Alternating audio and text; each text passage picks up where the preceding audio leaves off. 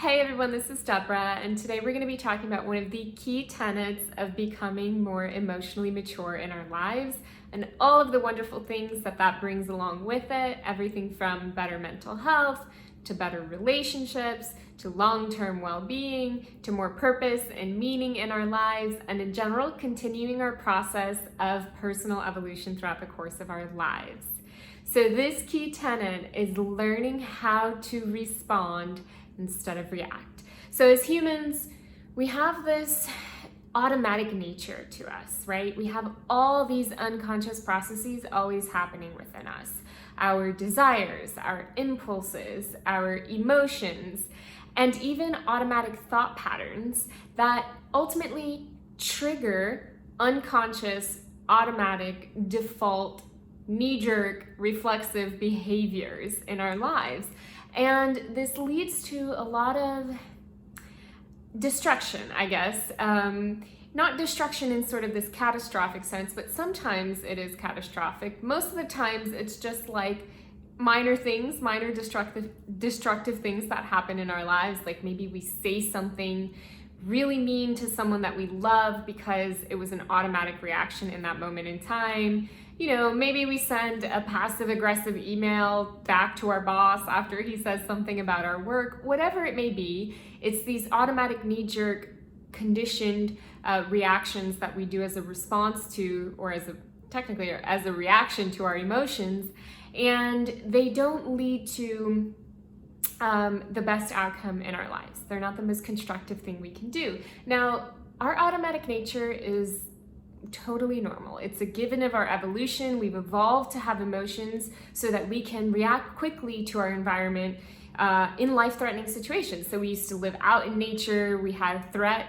We were exposed to threat left and right. So totally normal that we developed this system. In fact, quite adaptive that we developed this automatic system to respond so quickly. We didn't have time to deliberate and think consciously, and make choices about how we wanted to make our next move if a lion was chasing us, for example. But today, we don't live in that same context anymore, and those same automatic reactions aren't as useful to us. So learning how to respond instead of react is key. So it's key for our mental health and our well-being, because if we're constantly reactive, this introduces a lot of stress into our lives.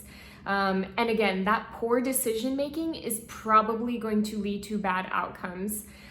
So we're going to experience this. We're going to experience emotional malaise. Like we're going to not feel well emotionally over the course of long periods of time if we're excessively stressed from being reactive.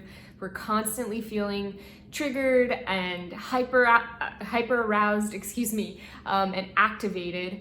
And we're also not going to have the greatest relations with other people. We're just not. We're not even going to have the greatest relationship possible with ourselves.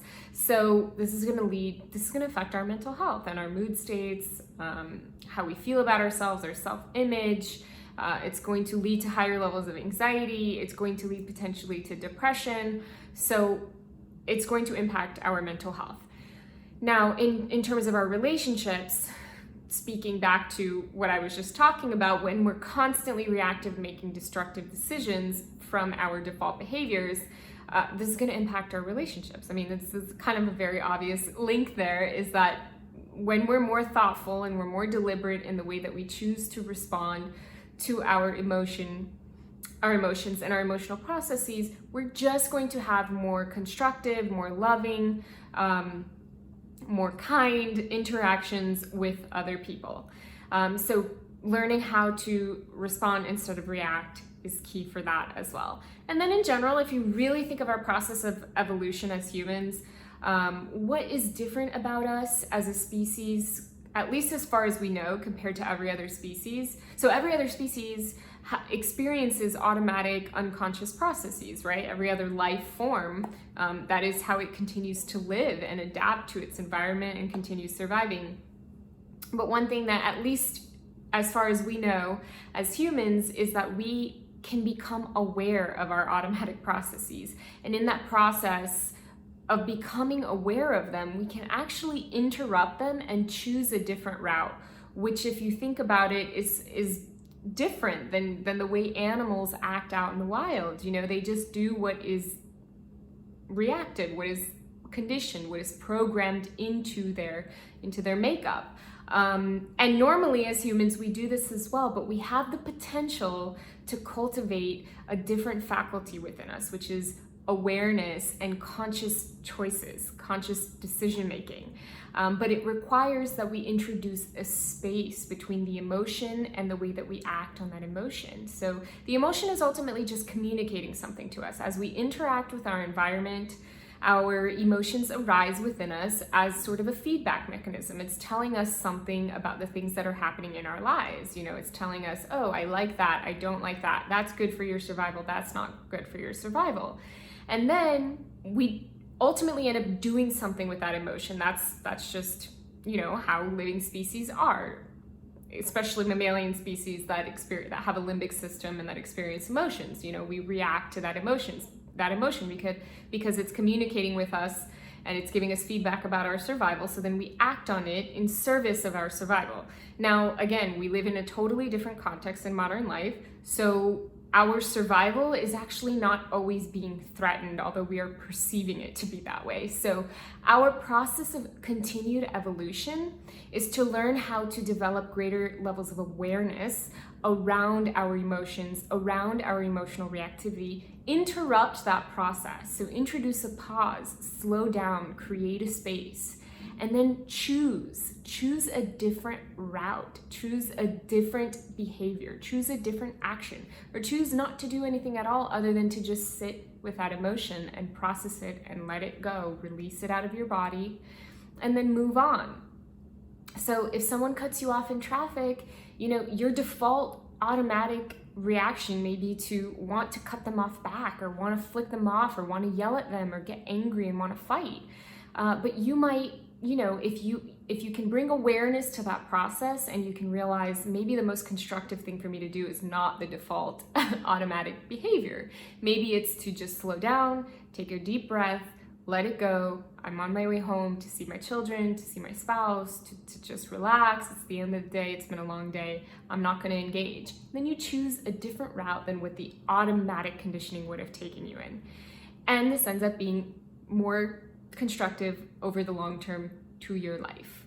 So again, our process of evolution is to develop greater levels of awareness around our automatic processes, around our unconscious processes, like our impulses, like our desires, like our emotions, and then being able to use that as information for what's going on in our lives, for what's going on in our environment at that moment in time during that interaction, or maybe in the larger scope of our lives, and then to use our deliberation process, use our thinking processes, you know, to be able to make a more conscious decision about our course of action in the next moment. So, how to respond instead of react? Very, very simple. You work on becoming aware of your emotions. So the first step is awareness. You have to become aware of what's going on. If you don't notice that there are emotions arising within you, that there are unconscious processes taking place, then they're just going to run away with you.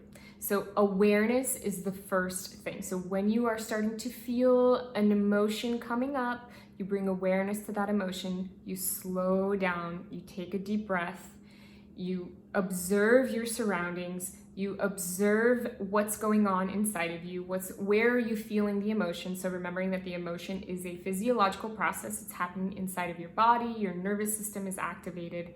So where are the sensations coming up for you? Can you name this emotion? What exactly is this emotion? And then what's going on in your environment that may have triggered this emotion, right?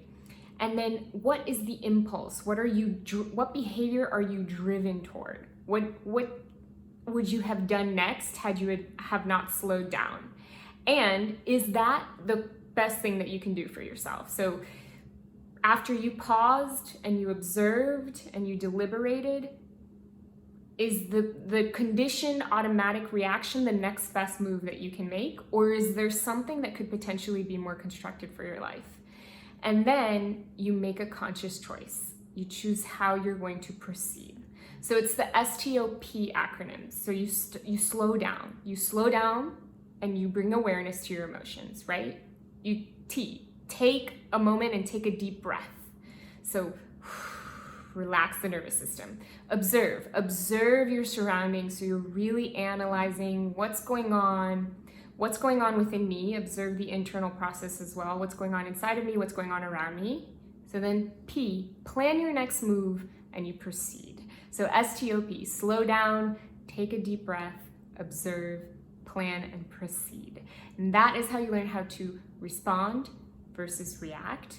And remembering this is a practice, just like going to the gym and practicing different movements and lifting weights progressively over time, so increasing the weight over time.